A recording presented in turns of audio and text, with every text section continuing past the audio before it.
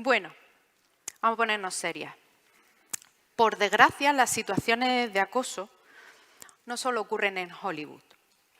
Tampoco son un arrebato romántico ni surgen por un mero interés sexual. A menudo son comportamientos que permanecen ocultos bajo una pesada losa de silencio. Y es hora de hablar de ello. Ángela Bernardo es biotecnóloga, experta en comunicación y doctoranda en bioderecho.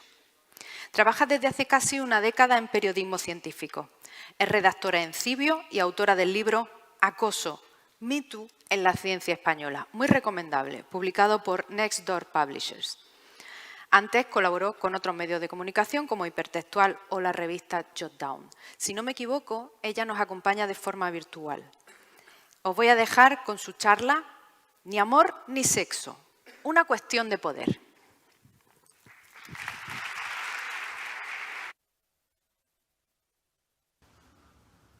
Buenos días, muchas gracias a la Universidad de Córdoba y especialmente a Elena Lázaro por organizar las que cuentan la ciencia. Gracias por invitarme y siento no estar de forma presencial.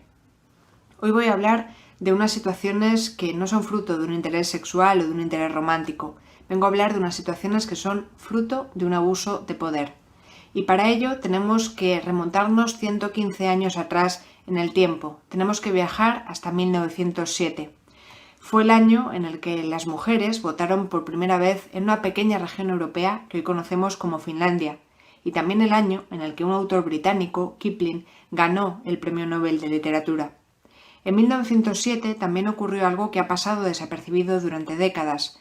Este periódico, The Jewish Daily Forward, dio a conocer una carta anónima en enero de 1907 en la que una trabajadora denunciaba lo que le había estado pasando en su puesto de trabajo durante mucho tiempo. Su jefe la acosaba sexualmente a ella y a muchas de sus compañeras. Sin embargo, no había podido denunciarlo y había llegado a una situación límite que le había hecho abandonar su puesto de trabajo. Como decía, no pudo denunciarlo. La razón era que no existía ni siquiera un nombre para hablar de estos comportamientos que hoy conocemos como acoso. Para romper esa losa de silencio fue imprescindible el trabajo de tres pioneras de la Universidad de Cornell, una universidad muy prestigiosa de Estados Unidos, Carmita Booth, Lynn Farley y Catherine McKinnon. Carmita Booth era una administrativa de la universidad que denunció que su jefe la había estado acosando durante mucho tiempo. Sin embargo, no podía denunciarlo como tal porque no existía ese nombre para hablar de estas conductas. Cuando Carmita Booth llegó a esa situación límite, decidió también abandonar su puesto de trabajo y pidió un subsidio por desempleo porque se acababa de quedar en el paro. Para ello recurrió a un grupo de feministas, Lynn Farley y Catherine McKinnon, estaban entre ellas, para que la ayudaran en esa solicitud. Las autoridades lo rechazaron porque entendieron que Carmita Booth había dejado su puesto de trabajo por motivos personales. Lynn Farley, que era profesora en la universidad, se dio cuenta de que estas situaciones pasaban muy a menudo, pero no había un nombre para hablar de ellas. Fue la primera que acuñó la expresión acoso sexual en público. Catherine McKinnon, que era jurista, también atendió el caso de Carmita Booth y se dio cuenta de que, como estas situaciones eran fruto de un abuso de poder, quizás podían ser denunciadas por discriminación. Consiguió al final que esa interpretación llegara a ser aceptada por el Tribunal Supremo de Estados Unidos. Hoy en día sí tenemos un nombre para hablar de este tipo de conductas. En España hablamos de acoso por razón de sexo y de acoso sexista. Y por otro lado también podemos hablar de acoso sexual. Son comportamientos de los que hemos estado hablando mucho en nuestro país. Por ejemplo, un caso muy famoso fue el de Nevenka Fernández, una concejala de un ayuntamiento que denunció al entonces alcalde en 2001 por acoso sexual. El caso de Nevenka también muestra las consecuencias o las repercusiones que puede tener un acoso sexual de este tipo. Ella denunció el caso, pero se tuvo que ir de la ciudad donde vivía, donde había nacido, por el impacto social que tuvo aquella denuncia. Él fue condenado, pero 20 años después es probable que nos acordemos del nombre de la víctima y no de la ciudad en la que sucedieron los hechos o de la persona que perpetró esa conducta y que incluso fue condenada por ello. Esto es un ejemplo de las consecuencias que puede tener el acoso sexual. De forma más reciente, en 2017, The New York Times publicó una investigación en la que hablaba del acoso y la agresión sexual que había perpetrado Harvey Weinstein, un famosísimo productor de Hollywood. Este caso, que dio origen o que dio lugar al movimiento Me Too a nivel internacional, también muestra el poder que tienen muchas de las personas que acosan. Weinstein consiguió acallar a las víctimas y a su entorno hasta que The New York Times destapó todo lo que había ocurrido. Una de las barreras que tenemos a la hora de hablar de acoso es lo que se llama gap perceptivo, es decir, hemos oído hablar mucho de acoso, pero no sabemos identificar bien qué comportamientos, qué conductas encajan dentro del acoso. Hay estudios e informes que demuestran este gap perceptivo. El Consejo Superior de Investigaciones Científicas, el CSIC, hizo una encuesta entre las personas que trabajan en este organismo y cuando les preguntaban sobre si habían sufrido acoso, el 1,9% decía que sí. Es lo que se llama acoso declarado. Sin embargo, cuando les preguntaban si habían sufrido determinadas conductas, el 10% decía que sí, aunque no las etiquetara como acoso. Esto es lo que llamamos acoso técnico. Por último, el 13,5% de las personas entrevistadas decían conocer situaciones de acoso que estaban padeciendo terceras personas, personas de su entorno. Es lo que llamamos acoso referido. Por tanto, es muy importante conocer qué conductas encajan dentro del acoso por razón de sexo y del acoso sexual. En el acoso por razón de sexo hablamos de trato peyorativos o mensajes sexistas emitidos, perpetrados solo por el sexo de la víctima o por condiciones como la maternidad, la paternidad, la conciliación familiar. El acoso por razón de sexo está prohibido en España por la Ley de Igualdad. En cambio, el acoso sexual se trata de un delito tipificado por el Código Penal. Y aquí entran tanto el chantaje sexual, es decir, amenazas o coacciones para mantener relaciones con alguien, como situaciones de atención sexual no deseada, gestos obscenos, tocamientos innecesarios que no resultan accidentales, etc. La conciencia social acerca de estos problemas es también muy diferente.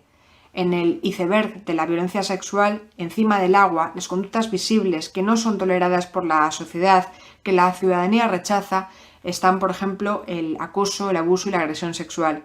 Sin embargo, hay comportamientos que todavía están muy normalizados. Son los que están debajo del agua, en ese iceberg. Aquí entran el acoso por razón de sexo. Son conductas frecuentes que, sin embargo, siguen estando muy normalizadas. Otra barrera importante es que el acoso es un proceso gradual. Puede ser descrito como una escalera. La víctima va subiendo un peldaño tras otro hasta llegar a una situación límite. Y normalmente el acoso lo cometen personas de su entorno. Esto dificulta que note o que entienda qué le está pasando, que identifique que está sufriendo un acoso, hasta que llega a esa situación límite en la que ya no puede más. Esto es otro problema a la hora de luchar contra el acoso. En 2017, cuando eclosiona el movimiento Me Too, la revista Science publicó una editorial denunciando que el acoso en ciencia era real. Y hay muchos estudios e informes que hablan al respecto. Yo he publicado un libro con la editorial Nextdoor Publishers hablando con fuentes expertas sobre el acoso por razón de sexo y el acoso sexual en la ciencia española. Y lo que dicen estas fuentes expertas y los estudios e informes oficiales es que en la ciencia también puede haber problemas de acoso. Al fin y al cabo, las universidades y los centros de investigación no son burbujas aparte. Además, existen condiciones que pueden propiciar que se dé el acoso. La ciencia es un sistema jerárquico muy vertical, donde por desgracia hay mucha precariedad.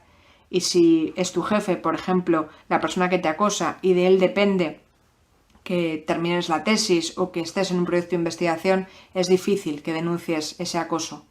Como decía al principio, el acoso es fruto de un abuso de poder y estas son barreras importantes a la hora de identificar y sancionar el acoso.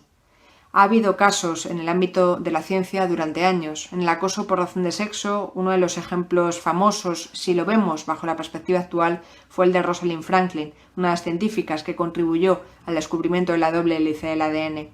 Ella sufrió mensajes peyorativos por parte de algunos de sus compañeros de trabajo que la menospreciaban solo por ser una investigadora en un mundo de hombres. Esta discriminación, este desprecio, también se da, por desgracia, en la época actual. Estas son frases sacadas de un libro que estaba colgado en la web de un organismo público de investigación en España, donde uno de los científicos profería expresiones absolutamente machistas y denigrantes. El acoso sexual también se ha dado en las universidades españolas y hay ejemplos tanto de chantaje sexual como este caso de la Universidad de Málaga. El titular de arriba habla de casos en Estados Unidos ya en los años 80, como este otro reciente en el que un profesor de la Universidad de León fue condenado por el Tribunal Supremo por un caso de chantaje sexual, es decir, de acoso sexual que perpetró contra una alumna. Lo importante del acoso sexual no es el para qué, no es que el profesor coaccione a la víctima con una matrícula de honor o con aprobar o suspender una asignatura. Lo importante es que son situaciones que no son deseadas por la víctima y que sufren un hostigamiento por esos comportamientos. Es decir, no importa el para qué, lo importante es que la víctima no desea esas conductas, no consiente lo que le está ocurriendo y sufre una humillación por ello. Ha habido otros casos de acoso sexual en España. Este es otro ejemplo que ocurrió en una universidad española, en este caso por atención sexual no deseada. Y es importante tener en cuenta en el acoso que es un problema en el que no solo está la persona que acosa y la víctima, también es fundamental el entorno. La Universidad de Sevilla, de hecho, fue condenada hace algún tiempo como responsable civil subsidiaria en un caso donde un catedrático de esta universidad fue condenado por acoso y abuso sexual. ¿Y por qué fue condenada la Universidad de Sevilla? Porque en un primer momento, cuando las víctimas pidieron ayuda, miró para otro lado. Esto es importante tenerlo en cuenta. Es fundamental luchar contra el acoso y no solo es una responsabilidad moral, también es una obligación legal. Es importante que tengamos en cuenta que contra el acoso no tienen que hacer todos unos pocos, sino que todos tenemos que hacer algo para prevenir, identificar y luchar contra estos comportamientos. Muchas gracias.